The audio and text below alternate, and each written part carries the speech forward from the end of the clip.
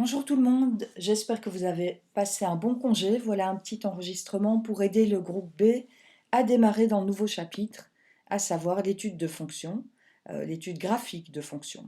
Donc pour ce chapitre, vous avez besoin de votre syllabus, mais aussi de votre relevé de température, de votre randomate, et puis j'ai noté tout ce que vous avez, j'ai noté les objectifs dans ce plan.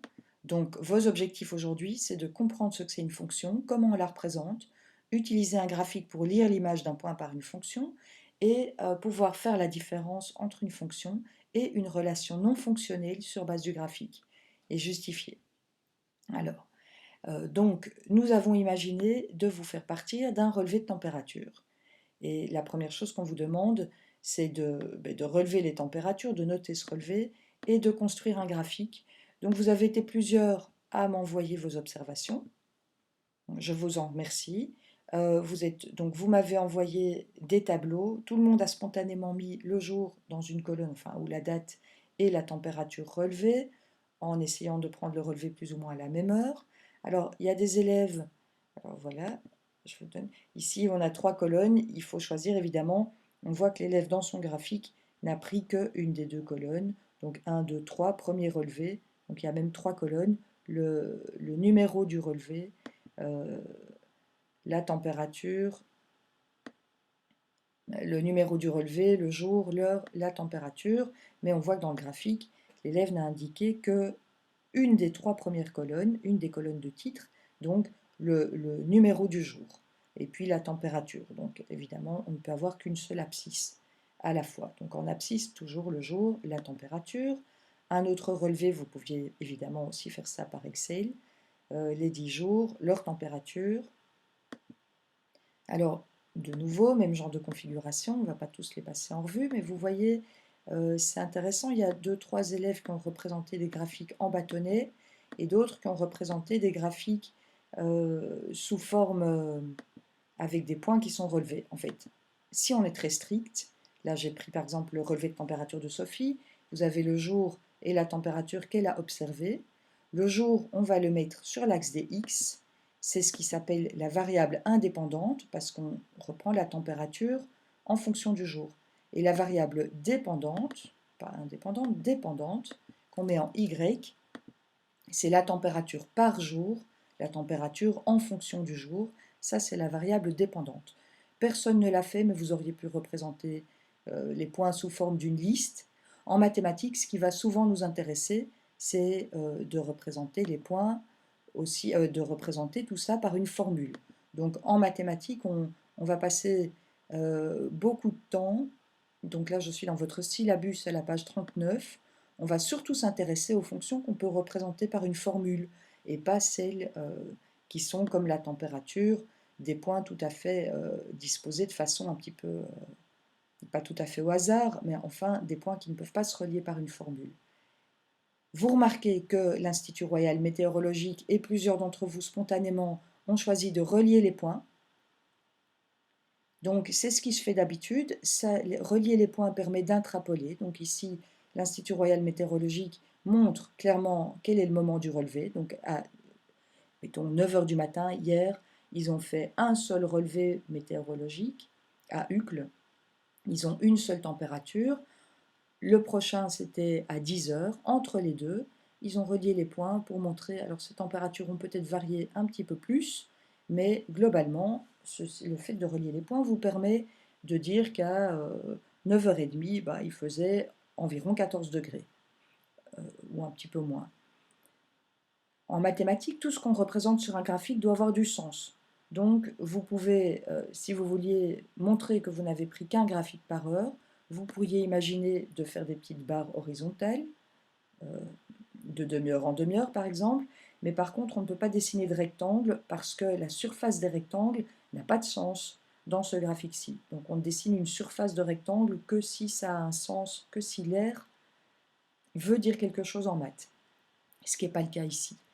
Je vous ai dit qu'on étudierait surtout en maths des fonctions du style f de x égale x carré, que je vous représente ici. Donc rien à voir, là on sort complètement du graphique de température. j'ai dessiné f de x égale x carré, c'est juste une autre fonction.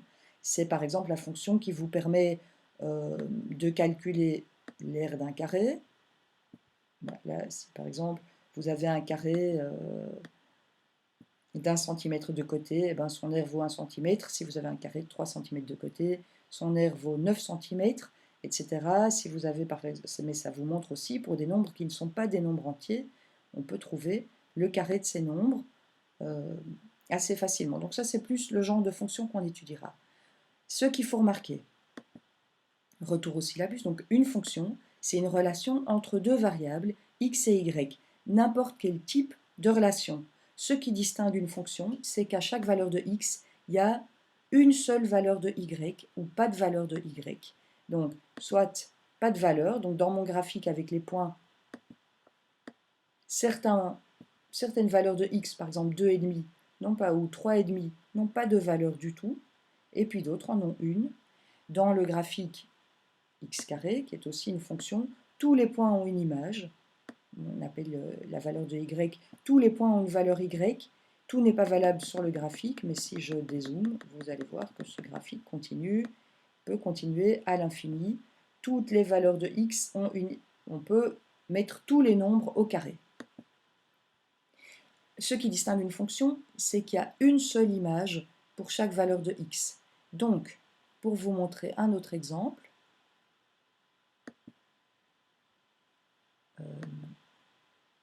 je vais vous montrer une interro de l'an passé. Ceci est une fonction, le a. Ceci, c'est une fonction parce que chaque x a une seule valeur y. Et par contre, ce cœur, on peut taper une formule pour que votre GeoGebra dessine le cœur.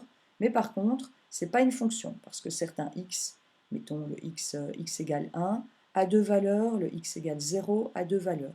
Ceci est une fonction parce que chaque x a une image par la fonction.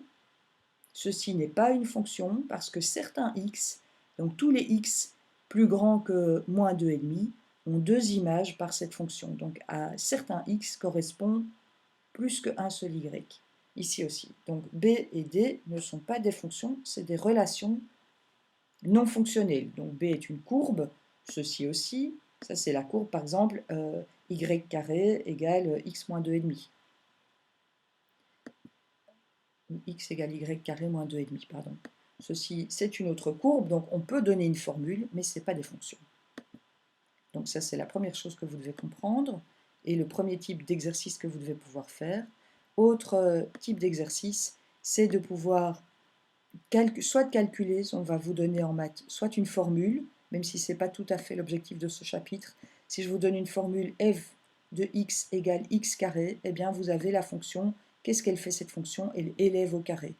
Si vous appliquez cette fonction à un x qui vaut 1, élevé au carré, vous allez obtenir 1. Si vous appliquez cette fonction à un x qui vaut 2, vous allez obtenir comme y, comme image par la fonction, 4. Si vous appliquez cette fonction à un x qui vaut moins 3, vous allez obtenir 9 comme y. C'est ce qui est représenté ici dessus.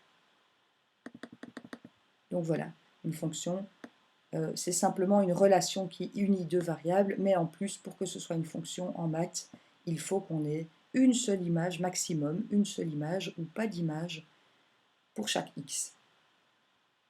Regardons nos objectifs du chapitre. Est-ce qu'on a déjà tout fait? Donc là, je vous ai raconté à peu près tout ce qu'il faut savoir. Lire l'image d'un point par la fonction. Donc ceci vous aide, je vous ai déjà dit, si vous voulez connaître par exemple l'image de 2,5, le carré de 2,5 sans le calculer, vous ne vous souvenez pas combien ça fait, vous pouvez plus ou moins grâce au graphique lire et voir que l'image de ce point, 2,5 au carré, ça va valoir 6,25 à peu près. Donc la lecture sur le graphique est moins précise, mais elle est plus rapide elle est souvent plus rapide que le calcul. Donc maintenant, je vous invite, les élèves du groupe B, à faire ces deux exercices-ci dans votre randomath, donc page 120 du randomath. Si vous avez bien compris, vous allez lire aussi la théorie à la page 39 de votre syllabus. Qu'est-ce que c'est une fonction? Un exemple, donc on peut la représenter par des points Donc, par un tableau, par une courbe ou par une formule, ou par des couples de points. Et puis, comme je le disais, l'exercice, le restera pour demain, mais aujourd'hui, c'est l'exercice à la page 120 du Randomat, 2 exercices. Premier exercice, on vous décrit ce que fait la fonction et vous devez donner sa formule.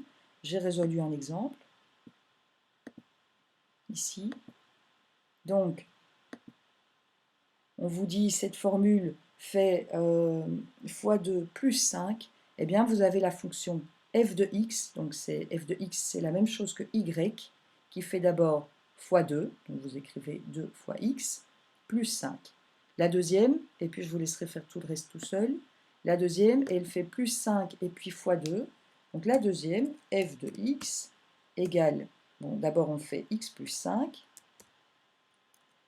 et puis on doit faire tout ça fois 2, donc vous écrivez x2. Et vous voyez que ce n'est pas tout à fait la même fonction. Si on prend par exemple x égale 3, l'image de 3 par la fonction, ça va se noter f de 3. Eh bien f de 3 sera égal à 2 fois 3 plus 5, c'est-à-dire 11. Je vais faire une boîte un petit peu plus longue pour que vous voyez. Et ici, si x vaut 3, l'image de 3 par la fonction, f de 3, ce n'est pas la même fonction, hein, donc je pourrais plutôt appeler celle-ci g, pour montrer que c'est une fonction différente. Je vais l'appeler g de 3, ça vous voyez que c'est une autre fonction, et bien ça fait 3 plus 5 fois 2 égale 16. 8 fois 2, 16. Voilà, donc vous avez deux fonctions différentes, on pourrait aussi dessiner le graphique, mais ce n'est pas demandé, on vous demande simplement d'écrire f de x. À chaque fois, vous pouvez, si vous voulez, donner des lettres différentes, f, g, h, i, j, ou bien f comme fonction. Donc on commence souvent par f, ou sinon a, b, c, d, e. C'est bien aussi. Deuxième chose, on vous demande d'observer ces 4 graphiques et de dire s'il s'agit d'une fonction ou pas d'une fonction. Donc je vous remontre mon interrogation, une de mes interrogations d'il y a 2 ans, où je demandais à mes élèves comme première question, est-ce que ce sont des fonctions? Eh bien, c'est la même chose que ce que vous devez faire dans le Randomat. Voilà, bon travail et je me réjouis de vous voir jeudi. Au revoir.